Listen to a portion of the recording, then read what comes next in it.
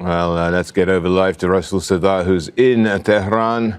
Do we have any inkling, do we have any idea of when a response is to be given? Well, that could happen anytime. However, there is no deadline announced by the Iranian officials here. So a former Iranian foreign minister and a current MP in the Iranian parliament, Menuchar Mutaki, just a couple of days ago said that by Thursday, so the response is going to be given.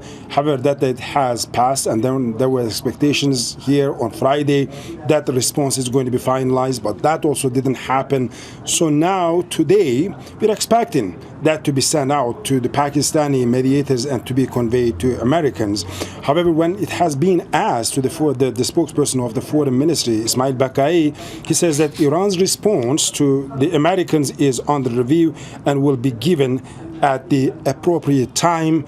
And he also said that the deadlines set by Americans means nothing to them. So we do our own work and we do not concern ourselves with deadlines or ultimatums. So that is the current situation here. And of course, one of the reasons that is taking that long for Iranians first, so they're used to the negotiations for decades with Americans and with the other European countries, with the regional countries. Every word, dot, comma matters for them, because this document is going to be extremely vital for Iran and Iran's future. And second, then the coordination between the individuals and institutions here. So all the institutions and individuals related to this matter must be on board. So negotiating team led by the spokesperson of the parliament, Mohammad Bakr Kalibaf, then IRGC is another stakeholder here, and the Supreme National Security Council, which is overseeing Iran's security affairs, has to be on board, and eventually it has to be sent to the approval of the Supreme Leader, Mujtaba Khamenei, and all of that is taking time. However, as I said, as of now, what we know is that Iranians are saying the proposal, the American proposal, is still under review. Well, is it the same sticking points that we've had before? What are they? Well, indeed, more or less, yes. So Iranians are saying that we need to go phase by phase. In the first phase, they want a clear end to the war at all fronts. When they say all fronts, they mean Hezbollah in Lebanon and also the Iraqi armed groups as well.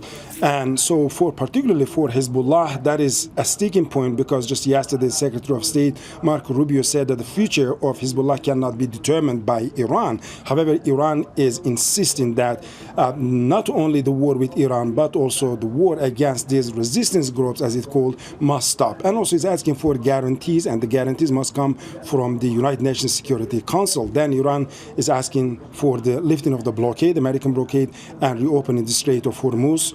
And while that is happening, Iranians are also insisting that the strategic environment in the region has changed, and one way or another, it's going to extend its sovereignty over the Strait of Hormuz. So this is another sticking point, another tension point between the parties. Then Iranians are saying that in this first phase that they're suggesting to negotiate in 30 days, so if everything is agreed and if a deal is achieved on this first phase, then in the second phase, Iran is open to negotiate its nuclear program. And when it comes to the nuclear program, they are showing a certain flexibility. However, still they say they have red lines. First, they are not going to give up on the right of their peaceful enrichment of the uranium. They are not going to dismantle their nuclear facilities, and they are not going to ship out the already enriched uranium, which is above 400 kilograms.